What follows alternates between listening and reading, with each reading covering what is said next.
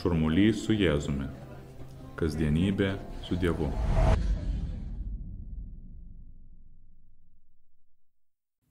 Šios tinklalaidės aprašyme yra pasiūlymas atsiųsti mums vieną ar kitą maldos intenciją, prašymą arba maldos temą. Šią savaitę pati bažnyčia mums visiems krikščionims patikė didelį prašymą, didelę intenciją ir taip pat svarbią temą kiekvienam maldai, tai yra vienybė. Mat prasidėjo maldos už krikščionių vienybę aštuondienis.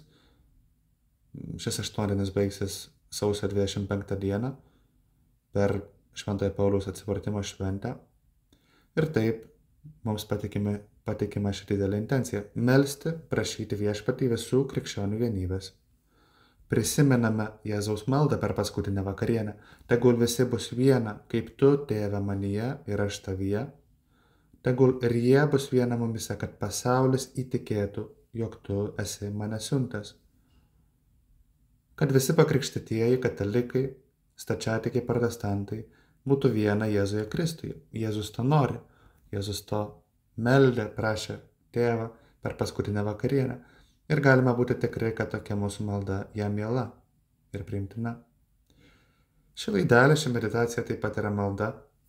Ir kiekvienas per šį maldos laiką, klausydamasi šios meditacijos, galime prašyti tos didelės malonės krikščionių vienybės.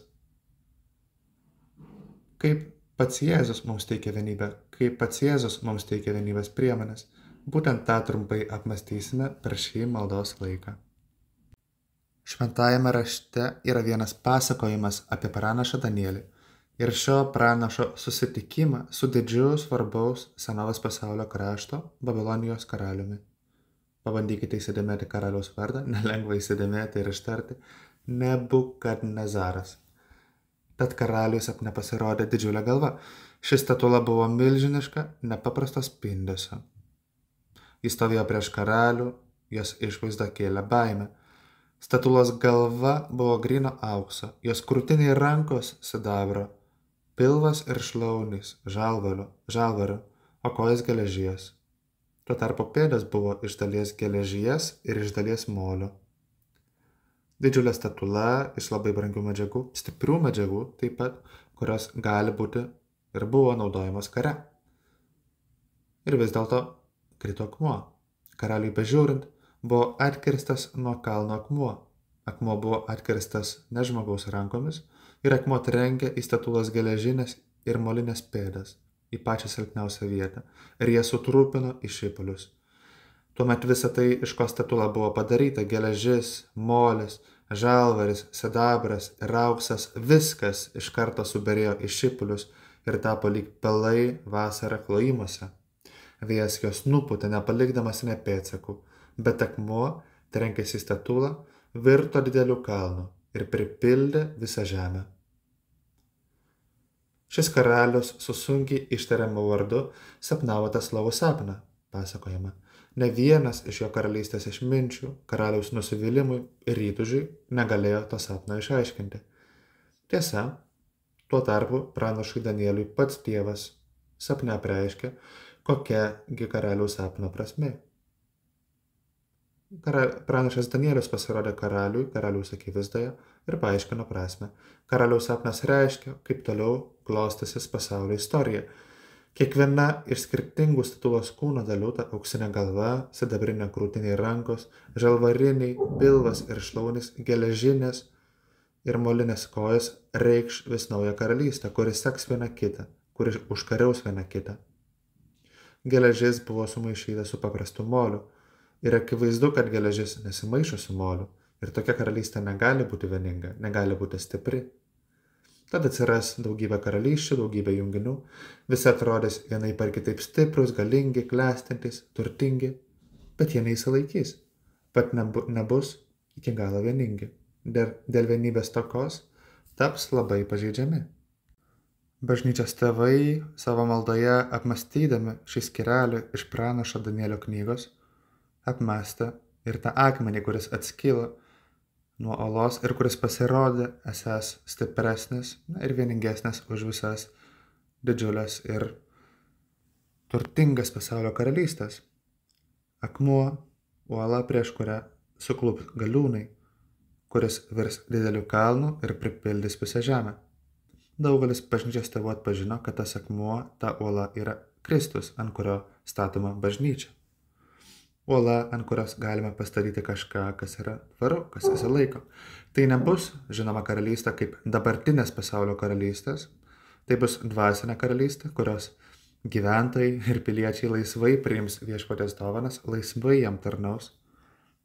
Ir ši karalystė bus tvari, gebės atlaikyti audras, potvinius, įvairiausius išbandymus, pats Tėvas ją tvirtins.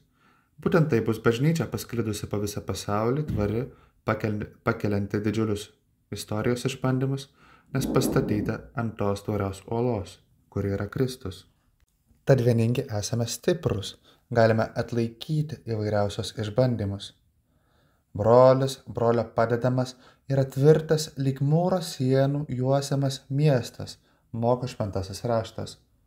Ir priešingai, jeigu valstybė, miestas, net sporto komanda, juo labiau šeima, yra susiskaldžiusi, ji tampa labai pažeidžiama. Tad trokštame vienybės, prašome vienybės dovanos bažnyčiai, mūsų kraštui, Lietuvai, taip pat mūsų šeimoms, to prašome per šį maldos laiką. Ir vis dėlto neužmirštame, kad tikra, tvirta, tvari draugystė yra tarp tų, kurios Jėzus sujungė savo meilę. Vienas bičiulis nesenai pasakojo, kaip sukūrė vieną grupę, vieną serverį socialinėme tinkle, norėdamas padėti žmonėms pažinti Kristų, atsakyti kylančius klausimus, padėti burtis ir panašiai. Pasakojo apie atsiliepimus, bendradarbius, iniciatyvas, žmonės, kurie dalyvauja, prisijungia iš viso pasaulio. Ir taip pat minėjo apie nustatytas taisyklės. Yra tam tikri dalykai, sakė jis, kurių tiesiog negali prašyti. Tam tikri veiksmai, kurių negali daryti, negali elgtis kaip nori. Priimama visus, sakė jis, su visokiais įsitikinimais, bet negali daryti to, kas akivaizdžiai netinkama arba kas niekaip nėra susijęs su priežastimi, dėl kurios toji grupė apskritai susirinko. Tvirtino, kad neretai teko užblokuoti vieną ar kitą vartotoją. Ar Jėzus nustatė kokias nors taisyklės, kad išliktume vienybėje su juo ir su kitais jo mokiniais? Žinia, Jėzus kviečia visus.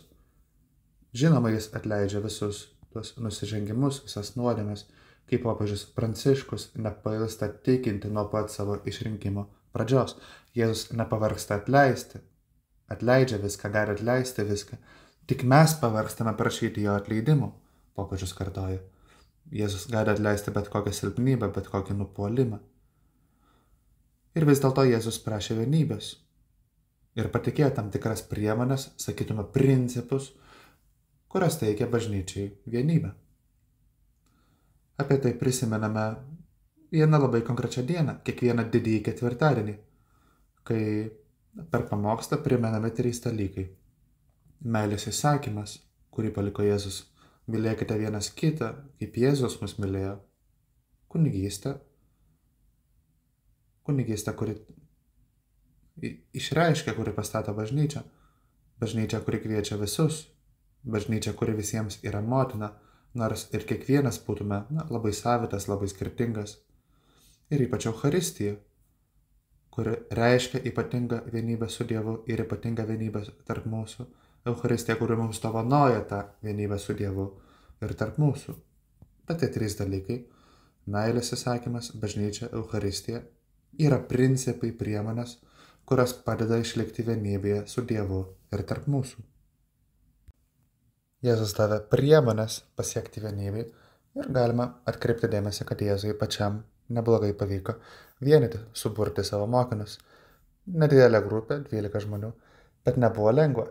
Skirtingi charakteriai, skirtingas išsilavinimas buvo tų 12 apaštalų. Kai kurie autoriai pastebi, kad daugelio iš Jėzaus mokinių politiniai įsitikinimai taip pat buvo skirtingi. Ir būta nesutarimų, apie juos skaitome Evangelijoje. Ir vis dėlto Jėzus subūrė juos visus apie save. Jėzui pavyko suburti tos mokinius ir mums taip pat Viešpats duoda priemonės. Jo meilės įsakymas - mylėti kitus, kaip jis mus mylėjo, Eucharistija, bažnyčia, dalykai, kurie stato, kurie teikia vienybę.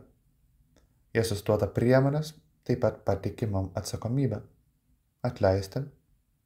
Kaskart, kai priimame Eucharistiją, prieš priimant Eucharistiją esame raginami atleisti iš viso širdies. Prieš priimant komuniją kalbame Tėve mūsų maldą ir sakome, atleisk mums mūsų kaltes, kaip ir mes atleidžiame. Nes negalime artintis prie Viešpaties, jeigu iš viso širdies neatleidžiame savo artimui. Atleidimas, ir tai yra malonė, kurios taip pat prašome. Maldoje prašome taip pat, šioje maldoje, šią minutę, šią valandą. Stengiamės puoselėti vienybę mažais dalykais. Pirmiausia, turbūt vengdami to, kas skaldo. Iš pradžių priimdami kitą, savo artimą tokį, koks jis yra. Neapkalbėdami už nugarų, vengdami įžeisti, neatsargiais ar kiek žiauriais žodžiais. Dėkodami už mums patikėtų žmonės. Kad Dievas vieną padarė greitą, kitą lėtą, vieną iniciatyvų, kitą ramų, vieną tokį, kalbantį labai daug, kitą kalbantį galbūt labai mažai, vieną atsipalaidavusi, kitą galbūt labai atsakingą. Dėkokime už tos žmonės, savo artimuosius, kurie galbūt yra skirtingi. Tie skirtumai, kurie teikia iššūkių, bet kurie rodo Dievo gerumą, rodo Dievo išradingumą. Kilus norai blogai galvoti, dėkokime Dievui už artimuosius tokius, kokie yra, nes viskas vienaip ir kitaip išeina į gerą. Baigėme šią maldą. Prisimenime Mariją, kuri visiems yra motina, kuri surinko mokinius paskutinės vakarienės salėje. Belaukiant šventosios dvasios ateimo, visus surinko maldoje.